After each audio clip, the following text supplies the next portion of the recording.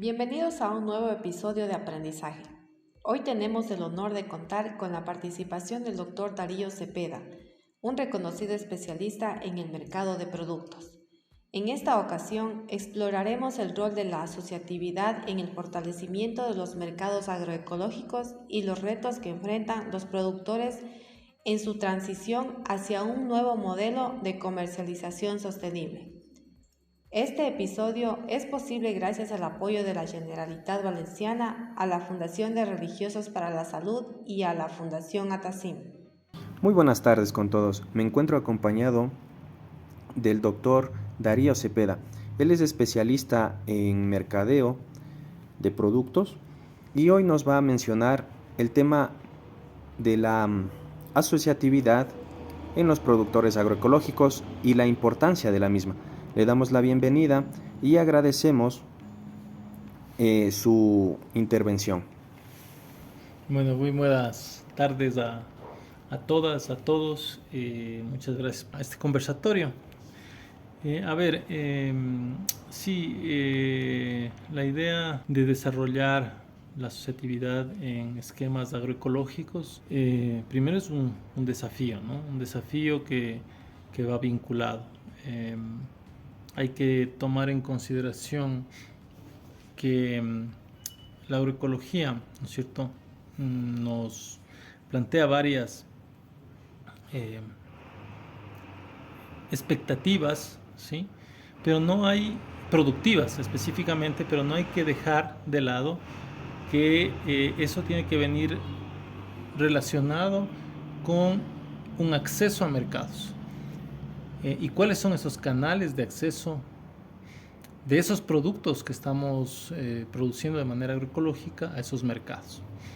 En este contexto se puede considerar que la asociatividad, ¿no es cierto?, en un aspecto, o el cooperativismo, que en su definición es una empresa de gestión colectiva, mientras la asociatividad es un grupo de personas con un interés común,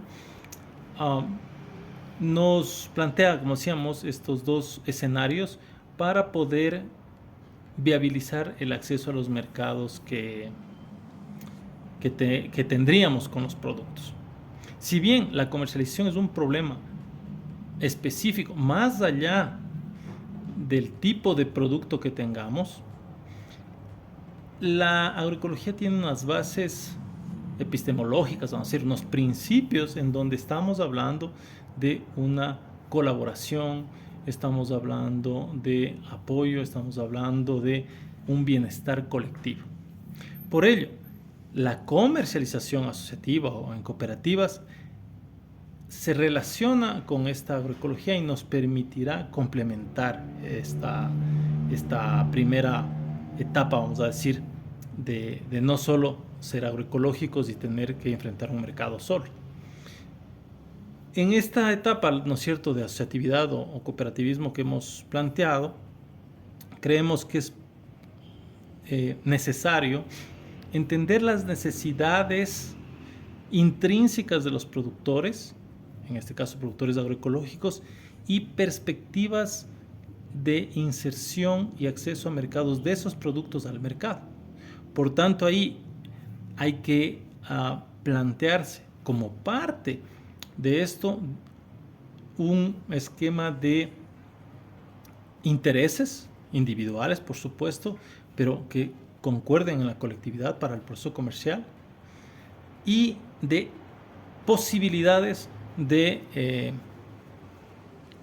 venta, o decir, de acceso a mercados de los productos que tengamos. Estos elementos no excluyen también, por supuesto, los aspectos administrativos, de gestión, de administración, de asistencia técnica, de servicios que puede dar la asociación a sus asociados, a sus productores o a sus cooperados. Pero vamos a centrarnos en el tema de agroecología y asociatividad en el campo de la comercialización. Entonces, hay una serie de ejemplos a nivel del Ecuador de asociaciones que trabajan y que van al menos con un promedio de 30, 35 años, unas muy antiguas, 50 años algunas, otras más recientes, que se han ido adaptando a las dinámicas del mercado, porque el mercado no es estable, no es fijo, sino que tiene dinámicas de cambio, y eso hay que ir comprendiendo y asumiendo esos cambios de comportamiento de los consumidores. Entonces, en el aspecto agroecología de asociatividad, tomando en cuenta el punto de vista comercial y con los ejemplos, por ejemplo, que me permito citar, asociaciones de pequeños productores bananeros, ¿cierto? Asociaciones de caficultores, asociaciones de cacaoteros, asociaciones de productores de guayusa, asociaciones de productores de quino, asociaciones de productores de maní, asociaciones de productores de limón, asociaciones de productores de flores, microproductores de flores. Hay un sinnúmero, ¿no? Más o menos se estimaba que en el Ecuador, en algún momento, en los años 2010, había 64 organizaciones que tenían procesos, por ejemplo, de exportación. Y esos procesos de exportación llegaban a montos interesantes, más o menos de más de 250 millones de dólares. Es decir, hay espacios que hay que construirlos, por supuesto, colectivamente, efectivamente y evidentemente. Entonces, la asociatividad en este marco nos permitiría tener mejores accesos o accesos a mercados, nos permitirá tener condiciones de uniformización de producto, ¿no es cierto? Entonces hay que trabajar en calidad, hay que trabajar en estructuración de calidad y de uniformidad de la calidad, que eso viene acompañado de la asistencia técnica. Nos permitirá conocimientos adicionales, por ejemplo, sobre post cosecha, ¿sí? O sea, producción y post cosecha de productos que permitan insertar ese producto al mercado internacional. La asociatividad, adicionalmente, puede brindar otros elementos, servicios, me refiero a servicios de asistencia técnica, o por qué no, servicios de asesoría en contabilidad y asesoría en manejo financiero, ¿sí? Puede ser asesoría en esquemas de riego, por ejemplo, o a su vez puede ser también una forma de adquisición colectiva de insumos en función de las necesidades para tener mejores condiciones de precios de los insumos que compramos. Me refiero, no sé, sarán para las fincas, en algunos casos puede ser sistemas de riego si es que son pertinentes, puede ser niveles de bioinsumos, ¿sí? Y ahí también, por ejemplo, uno de los servicios es que la asociación promueva bioinsumos o produzca y entregue bioinsumos a la organización a una condicionante de un precio mucho más accesible o con mejor calidad. Hay un ejemplo muy claro en la Asociación de Pequeños Productores Bananeros del Guabo, una asociación de más o menos 270 pequeños productores de banano. Tienen una fábrica de violes que produce, creo que 72,000 galones al año, me parece, digamos, al mes de biol, una fábrica donde los productores abastecen como parte de sus bioinsumos hacia las fincas. Entonces, la asociatividad tiene esos esquemas importantes, relevantes, que se van complementando con la agroecología en esta fase que hemos dicho, en su proceso comercial, pero también de adquisición de insumos y en mecanismos de producción. Eso tal vez como una primera parte. Muy interesante las ideas que nos ha compartido. Y coménteme, estimado doctor, ¿cómo viene el fenómeno del consumo de los productos agroecológicos? ¿Cómo está siendo recibido eso por los consumidores hoy en día? A ver, la historia de los comportamientos de consumo va cambiando. Las sociedades van cambiando, van aprendiendo, adquiriendo, ¿no es cierto?, interpretando priorizando sus necesidades. La necesidad se transforma en un consumo, ¿no? De acuerdo muchas veces, evidentemente, a nuestro poder adquisitivo. Pero globalmente, si hacemos una recopilación histórica, productos, vamos a decir, mucho más saludables, ¿no es cierto? Que en sus inicios hablaban de los primeros productos orgánicos, de los primeros movimientos, eran unos productos muy específicos de nicho. Es decir, estos productos eran muy localizados los consumidores en grupos relativamente pequeños. Conforme fue avanzando y han ido avanzando las investigaciones, los esquemas, nos damos cuenta que el consumo va transformándose, va migrando hacia un tipo de consumo más bien de diferenciación. Es decir, ya no soy un producto de nicho, sino que tengo un grupo de consumidores que buscan productos diferenciados. Hay un incremento, por ejemplo, las certificaciones. La certificación lo que hace es diferenciar, ¿no es cierto?, mi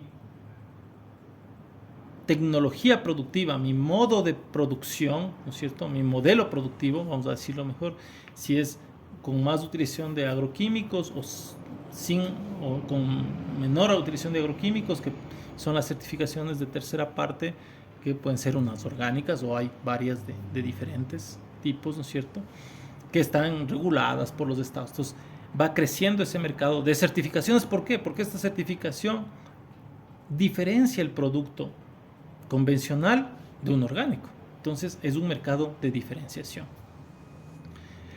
Este producto, ¿no es cierto?, diferenciado, ya tiene perchas, tiene precios diferenciados, tiene estrategias de venta diferenciadas, tiene público consumidor diferenciado. Pero lo que vamos entendiendo y viendo en la evolución del consumo es que cada vez hay una amplitud de esos consumidores, ¿sí? Y eso seguramente en algún momento, más pronto que tarde desde mi percepción, es que esos productos van a estar genéricos. O sea, ya no va a poder entrar a un mercado si es que no tienes unas condiciones de productos saludables, sean estos por certificaciones o sean por esquemas de sistema participativo de garantía o algún esquema que logre mostrar al consumidor la confianza de que ese producto fue producido sin que le cause una afectación en su consumo, ¿sí? Entonces, ya en Europa existen supermercados con todas sus referencias, o sea, con todos sus productos dentro de ellos, que venden solo productos, vamos a decir, orgánicos en este caso, o que son bio, ¿no? O sea, biológicos, que los llaman ellos. Asimismo, si ustedes ven las tasas de crecimiento de estos productos en Estados Unidos son importantes, 12%, en China es muy importante, está creciendo de manera importante, en Australia hay un informe, me parece que el Ministerio de Agricultura del año 2023, me parece que es, que en Australia la mayor parte de la producción viene de productos, ¿cómo se llama?, de producción orgánica, o su territorio tiene muchísima producción orgánica, y eso quiere decir que el consumo es importante y que exporta. ¿Sí? Entonces, seguramente, como decíamos, más pronto que tarde, el mercado exigirá a los productores para su inserción productos, llámese agroecológicos, ¿no es cierto?, con ciertos niveles de confianza sobre esos productos que no causen daño al ambiente y no me causen daño a mi salud cuando yo los consumo. Y eso se nota por las reglamentaciones que estamos viendo, por ejemplo, la normativa europea de no deforestación de los productos que exportamos, en el caso específico, por ejemplo, del cacao, de la palma africana, del café, por decir algunos, ¿no? Entonces, esto tiene que estar también siendo interpretado por los productores, porque el mercado está cambiando su comportamiento y eso debe ser un esquema de adaptación, si es que no lo son, a los sistemas productivos, porque esto sí es seguramente un requerimiento del mercado importante en las próximas décadas, tal vez, ¿no? Estimado doctor, ¿usted cree que hoy en la actualidad estas empresas, asociaciones o pequeños productores agroecológicos corran el riesgo en el sentido de que van a competir con otros productores tradicionales? Y obviamente se conoce que los costos de producción para estas personas son un poco altos, a diferencia de los otros que vienen a ser relativamente bajos. ¿Qué opina usted? A ver, si hay una diferenciación, ¿no es cierto? Si hay una diferenciación, hay unas diferencias en los costos, ¿sí? Y los mercados, yo no sé si el mercado final, eso habría que explicar. El consumidor final puede que sí diferencie esos dos productos y que estén siendo diferenciados. Y en la cadena que tenemos desde el productor al consumo no se esté logrando esa diferenciación de precios. Es decir, compramos un producto al mismo precio porque aducimos que no hay diferenciación de precio, pero en la parte final sí hay una diferenciación de precio porque tenemos dos esquemas diferentes, ¿no? Entonces, eso puede pasar en la cadena. Hay que analizar con un estudio de cadenas cómo es el comportamiento y cómo son los flujos, si realmente hay una mezcla de productos o si hay dos circuitos diferentes que logran al final diferenciarse. ¿Sí? Entonces, ahí lo que está pasando es que la diferenciación final no está llegando al productor. ¿Sí? Ahí hay un problema de la cadena o del circuito, vamos a decir, de los actores de la cadena y los actores del circuito. Ahora, creo que las tecnologías agroecológicas no están divorciadas de la modernización tecnológica. ¿A qué me refiero? Es decir, sí, más bien la agroecología debe entrar mucho a trabajar los esquemas de bioinsumos de alta calidad. Creo que hay un problema también, y eso es complejo en el sistema productivo, porque creo que hay un problema de calidad de los bioinsumos y los esquemas de verificación de la calidad. No hay una estandarización muchas veces de esos bioinsumos, y eso puede estar provocando que a veces, vamos a decir de manera más coloquial, salgan buenos y a veces nos salgan malitos. Entonces, ese esquema de calidad, por ejemplo, es importante y eso no está regulado por el momento o están en sus fases iniciales tal vez. Puede ser, es un tema que realmente desconozco a detalle, pero hay una relación entre la eficiencia y efectividad de ciertos bioinsumos que puede ser que no tengamos esa uniformidad y esa estandarización que sí tienen los agroquímicos y esa producción convencional, porque está regulada. Con esto que digo, hay que entender cómo están nuestras estructuras de costos de producción en los productores, cuáles son los esquemas y la investigación, por ejemplo, de universidades, de investigación pública, la investigación en estos esquemas de agroecología debería profundizar esas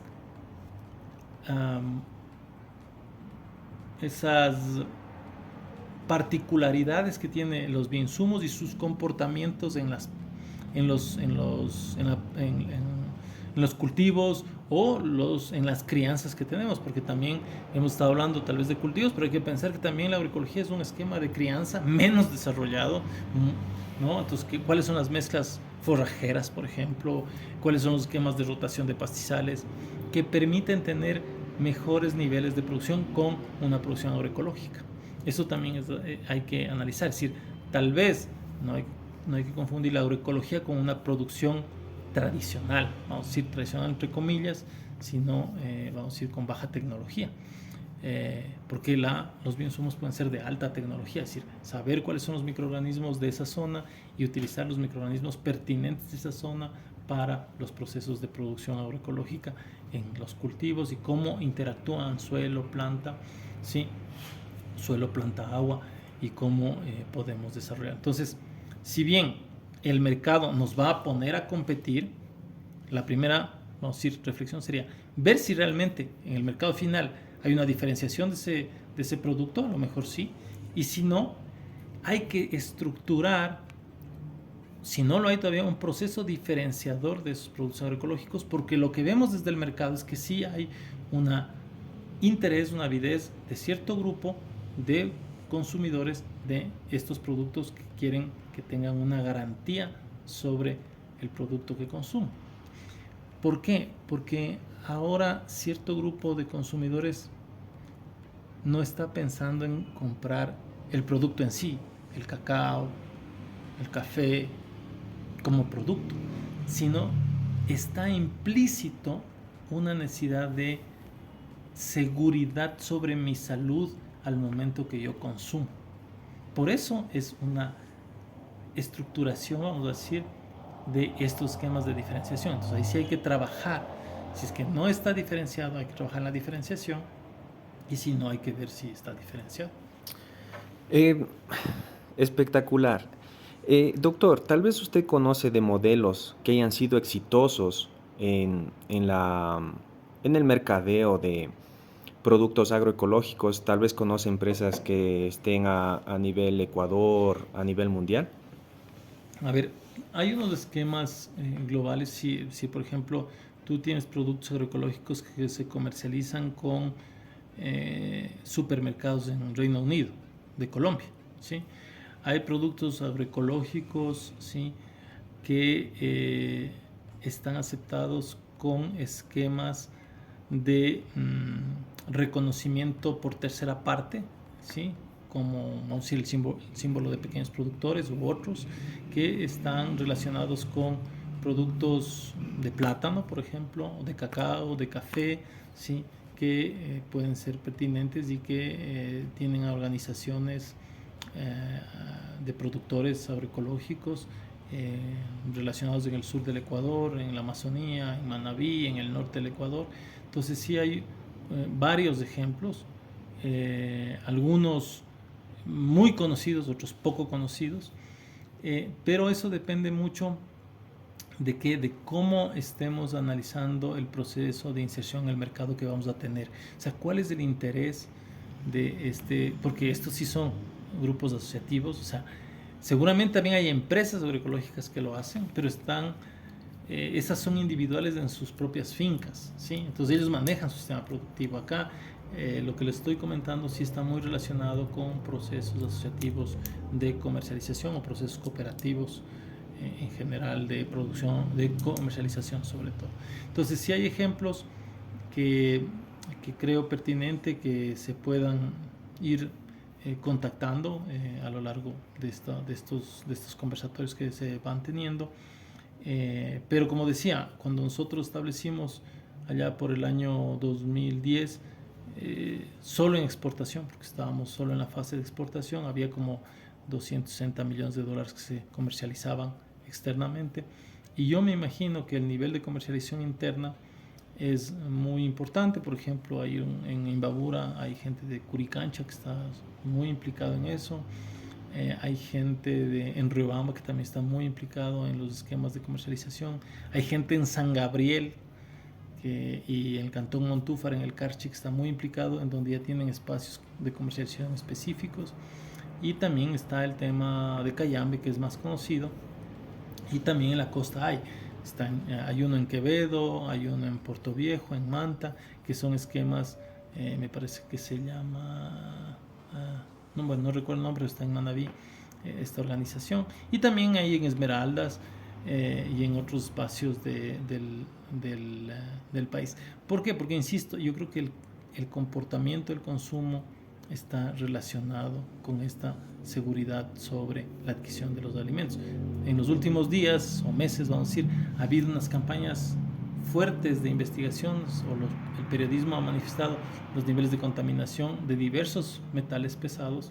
Entonces la gente, eso hace un impacto en la sociedad y la gente empieza a repensar sus formas de consumo. Muy acertadas sus ideas, doctor. Y como mensaje final, ¿qué pudiese usted hacerles llegar a nuestros productores agroecológicos? Como les decía yo, la agroecología es unos desafíos, no solo son desafíos productivos, sino desafíos comerciales, organizativos, pero esos desafíos hay que sistematizarlos y organizarlos, ¿sí?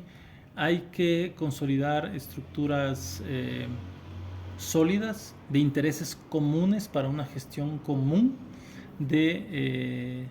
administrativa del territorio para mí. Es decir, tener un territorio agroecológico va a tener o tiene sus ventajas en salud individual, en salud colectiva, en esquemas de prácticas, ¿no es cierto?